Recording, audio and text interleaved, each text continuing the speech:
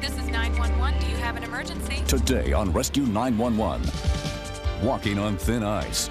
A woman watches in horror as a frozen stream threatens the life of her dog. It was kind of a mortifying feeling that this dog was out there. Until one man braves the sub-zero waters. Right then, the dog had worn out. Plus, what else hurts anywhere? The back of my head. The back of your head hurts, okay. medical centers its attention on a critically injured little boy. Good thing he's wearing the helmet is right. On Rescue 911.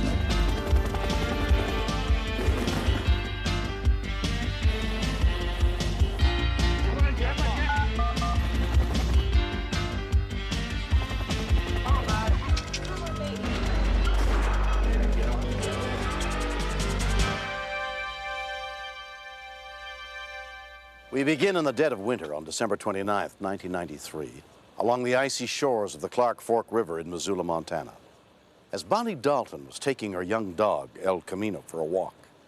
Some of the footage in this story was taped as the events unfolded.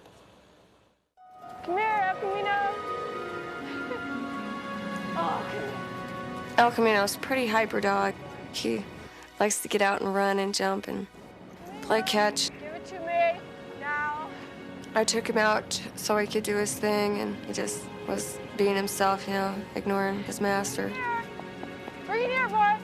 Good boy. Okay, ready? Ready? Come on. Camino, get back from the ice! I kept calling for him like 3 times. He didn't listen to me. Come back on, boy. Come on, boy. Come on. Come on, boy. Come here, boy. El Camino, stay away from the ice. And then he went out to get a drink. It was very cold, like ice water in a freezer.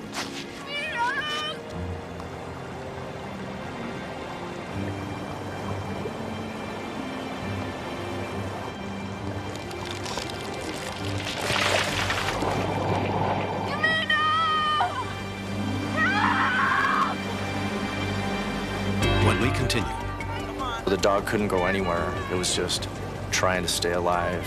Every time it would go under, I thought that was the last time and it was over. 911, what do you report? Yes, we have a dog in the river. Okay, where is it? 13 East Broadway. And it's my friend's dog. Is it under the ice or above? It's in the middle of the river. within 4 minutes of the call, Missoula police officer Jim Pontrelli arrived at the scene. The owner of the dog was almost hysterical. I said, we gotta get my dog out of there. I can't just watch him die. She kind of wanted to go in the water, and that was not an option. She wouldn't have lasted. It was that cold. But on the other side of the river, there was less of an ice jam near the bank.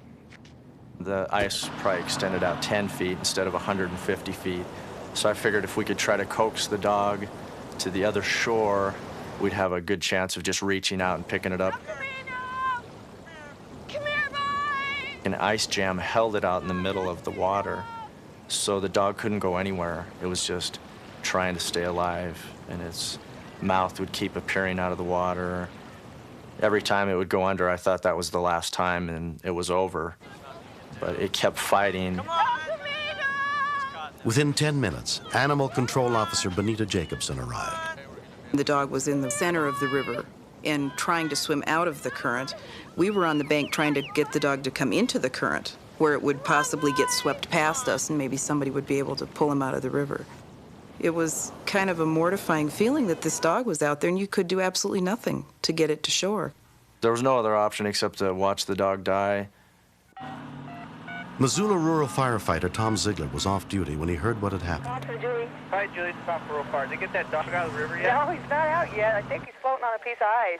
He is? Okay, well... I have some specialized training and some equipment that allows us to enter cold water, so I left to respond down there, see if I could offer some assistance. I can't watch anybody die, whether it's an animal or a person, and this animal was dying. The dog was just starting to get real worn out when Tom pulled up. And he got out of his truck and he had these fins in his hand, and I just said, "What are you gonna do?" You just want to slide down, or what's the program? You want to... Just right there. It's right out there. You see it? Can you see it? All right. Go. Go. Come on. Right then, the dog had worn out and couldn't fight it anymore. The dog was in the water approximately 30 minutes. The water was extremely cold, 27 degrees.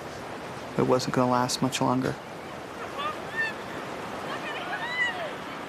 Come on! Come on! Now get down here! Get down here!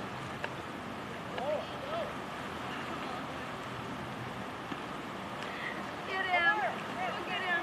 His nose out of the water. We didn't know what he was sitting there for, because right then the dog had started to flow down the current in front of him, and we realized he couldn't see where the dog was. Right in front of you. He's right across. He's right there.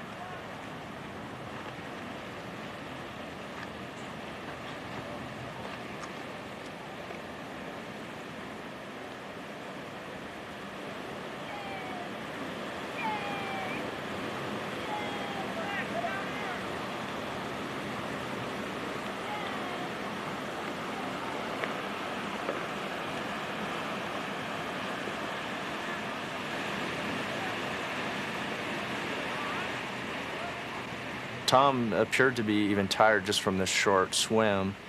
He was just kind of hanging onto the ice, and he draped the dog on the little extension of ice that was near the bank there.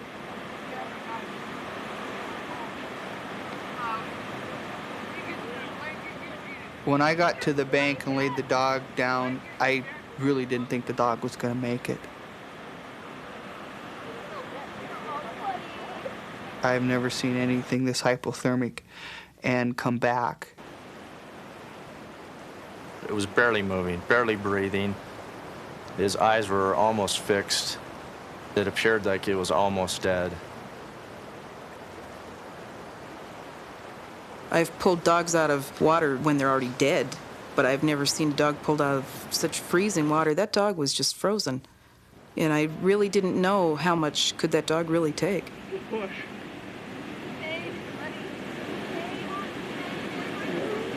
I didn't see his eyes move at all. His legs were stiff. You're gonna have to roll. Breaths were far apart, real slow and labored. I didn't know if it was going to live to get to the vet, even. He's awfully stiff, though. El Camino was taken to the Alpine Veterinary Service and put under the care of Dr. Sarah Stevens. El Camino wasn't even shivering when he came in, so he was very, very cold. I want to take his temperature. The normal dog temperature is 101 to 102 degrees. My thermometer starts at 94. The temperature didn't register. We put him in a warm water bath, and we heated fluids so we could give the dog a warm IV. We can get him back to the table. We can get the... While we had El Camino in the bathtub, he began to warm up and he started to shiver, so that was a very good sign. It's still below 94. It did alarm me somewhat that his temperature didn't register on the thermometer for 4 hours. But as long as his vital signs improved for the entire 4 hours, I was happy, and I thought that he would recover. Tom Ziegler was subsequently honored by the Humane Society for his heroism in saving El Camino's life that day. Tom risked his own life, and I really owe him. El Camino would have died if Tom didn't show up. Good boy. Good boy. I felt relieved that I was able to put my training to use. I felt good about that it worked. That's our job. We save lives. And whether it's an animal or a person, we need to be prepared to do whatever it takes. If you're going to be near a situation where an animal can be endangered, you need to keep the animal controlled and on a leash. Do not allow your dogs to walk out onto the ice. There's no reason for anybody to be on it unless it's a designated recreation area. I love my dog. He's a good family dog. I'm glad El Camino's alive. Next. Initially, it didn't look that bad, but a few little pieces of bone actually did go into the surrounding of the brain. It fractured here and up here, and it's pushed back.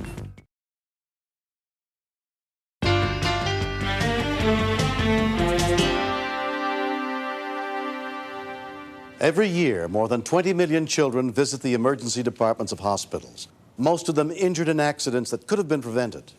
This story is not a recreation.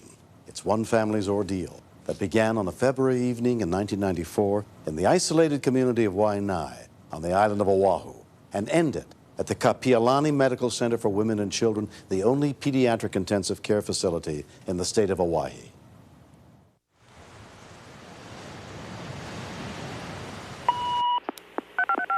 Emergency ambulance. I'm just gonna have an ambulance at Makaha Valley Road. What's the matter? A little boy was riding a three-wheeler and apparently he got hurt. I really don't know. And it flipped over. I'm not sure. I'm in the house. A 911 call reports an ATV accident involving a child. During the 45-minute transport to Kapiolani Medical Center, word on the boy's condition is radioed ahead to Dr. Rod Boychuk, the pediatric emergency physician on duty that night. Coming in with a 9-year-old male who was riding in the front of a three-wheeler, and they went up a steep incline to where the bike fell back over him, and the middle part of the handlebar struck him in the forehead. The victim is Kapiolani Wolf. When we first came in, we did a very quick assessment to make sure he was breathing. All right, just keep your head still, keep your neck still, don't move. Deep breath in and out. Attaboy. Okay, airways, clear. Initially, it didn't look that bad. Got an IV running or not yet? Yeah. Jeff, can you put some pressure on this bleeding? Don't move your neck, okay? Uncle, you saw the accident. Let's go over it one more time. What hit him in the face? On the handle, there's a crossbar going like this. Okay. So what happened when the bike went over, I think the crossbar just landed right on his face. Smacked his face. Smacked his face. Okay. He had a helmet on, but he didn't have no face shield on. He was wearing a safety helmet. Yeah, the helmet saved the fall because the crossbar on the handle whacked against the helmet, but that saved the whole thing from coming on top of him. That's so good. Open your eyes for me. Look at my nose again. Look way over here. Look way over the other side. Look at your uncle. His eyes weren't tracking well. With trauma to the face like this, you can blow the orbits out, and if you blow the orbits out, then the eyes won't move properly. It's hard to get a good view of his full range of movement because his eyes are so swollen. What else hurts anywhere? The back of my head. The back of your head hurts. Okay. Like something like one pillow. One pillow. I can't do one pillow until we x-ray your head first, sweetie, okay? I want you to keep your neck still for me, okay? After we get the x-ray of the neck, you can have 2 pillows if you want, okay? Okay. Attaboy. Uncle's helping us keep by holding the blood, okay? And Mom and Dad are on their way in. Kapiolani and his uncle seemed very close. The uncle was very concerned about him, and extended family is very important in Hawaii. So if there's any aunties or uncles around that make a good connection with a child, we really like to include them. Were you scared? Yeah. Both of us are scared. After the initial x-ray, his lateral neck had been cleared of injury. Hey, that looks good. The next important thing was a CT scan, initially looking for any type of bleeding in his head. We're going to do a few extra cuts right through his eyes to make sure he doesn't have any blood fracture of his orbit, because that bar looks like it came right across his upper orbital ridge. This looks a little different here. Very suspicious right here. Well, it's pushed down. Look, it's cracked. This orbit might be cracked backwards. It looks like he's got a fracture through either his sinuses or his orbit on the right side. He's got a little bit of air, looks like, in the anterior part of his brain. The brain itself looks okay, though. Good thing he's wearing that helmet. Good thing he's wearing the helmet is right. Yeah. His mom's on the phone. You want to talk to her? I want to talk to Mom, yes. You drive very calmly if you're going to drive, and I would prefer that somebody drove you. Hello, Steffi. Yeah. Oh. I'm really sorry, you know. When we talked and everything, you know, I tried to blame myself, and she said, no, man, no. This is just an accident. This wasn't planned. You know, don't blame yourself. Just calm down, calm down. All my pressure just released. Yeah, I told him I'm not going to leave him because I was holding him all the way through X-ray, everything. I love you too, Steffi. Yeah.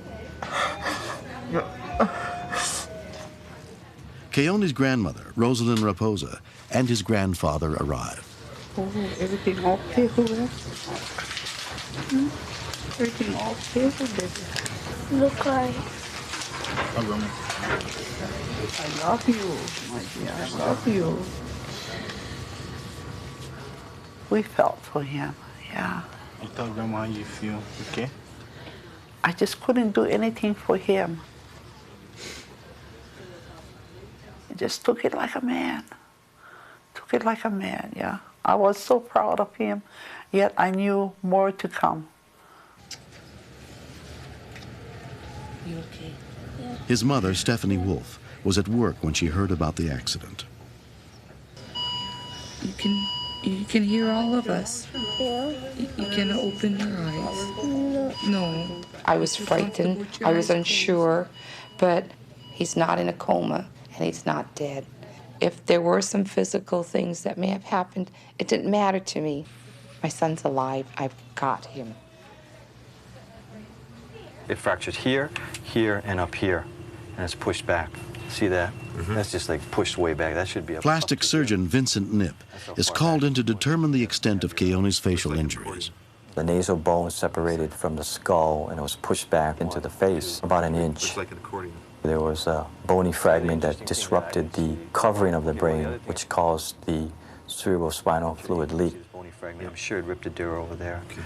Now, if you look at the anterior wall, a few spicules or little pieces of bone actually did go into and cut the surrounding of the brain. Okay, well, it looks like it needs to be done. If Kapiolani didn't have the surgery, there is now a connection between the sinuses and the surrounding of the brain, which means that any infection that might be present in the sinuses could easily get up into the brain and around the brain. 3 days after the incident, Kapiolani is readied for the delicate surgery to repair the fractured bones in his face. okay, buddy, I'll see you there, okay? Yeah. Don't be afraid, you're gonna be just fine. Okay. It's okay.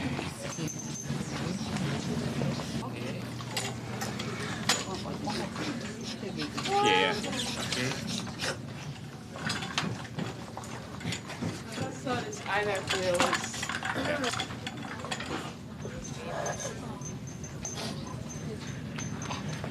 Okay, anytime. We'll take a 10 blade. We made an incision in the scalp and pulled the scalp down to get to that area. So we took a little bone from here as a bone graft, and we filled it in here where it was really smashed. He's really lucky, and I'm sure the helmet helped him. I was very happy with the operation. I think we got the bones back to where they should be. It's okay. What's the matter? I'm hungry. You're hungry? That's a very good sign. Very good sign. Kapiolani, Mommy's here. You get a hard time breathing. Okay, we got some oxygen in you. When I walked into the recovery room, the first thing I said, oh my gosh, it was a sight. I mean, I was really, really scared. I understood the surgery that he was going to go through, imagined what it was going to look like, but the reality was totally, totally different. Remember when he told you how you're going to breathe? That's what you need to do. Oh, you're a strong boy. Yes, that's how. One more time. There you go, Kapiolani. Oh, my shorts. Oh, your shorts. I get them. Okay, right here. Grandma got it right by her. Take some deep breaths. Every boy has something different. Some have a medal, some have girls have dolls. But Kapiolani was very special with his shots. And I told the doctor, in here, this is the only thing he has.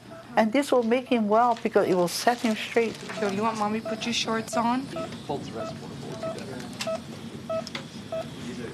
bowl. 1 month after surgery, Kapiolani is almost fully recovered.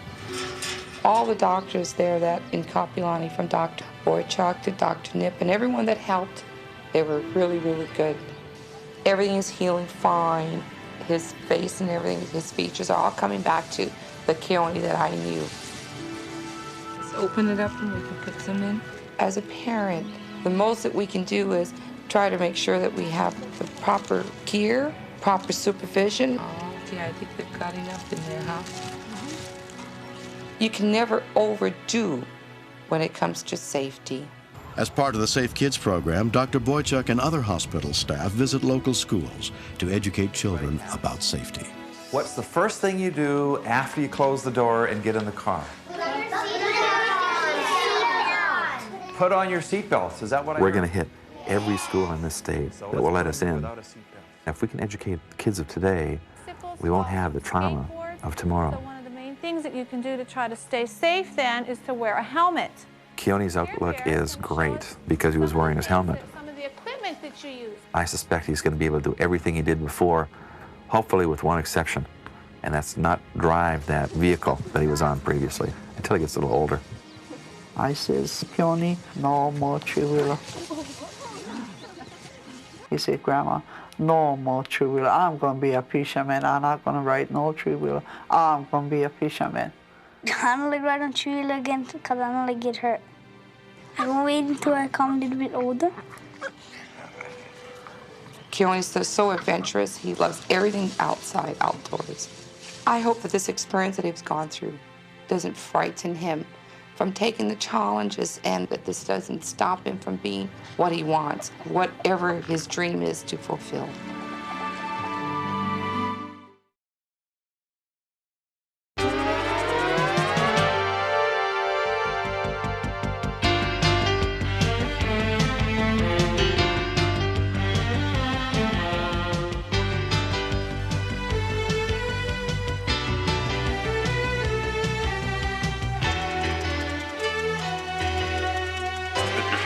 Step out of the car, please.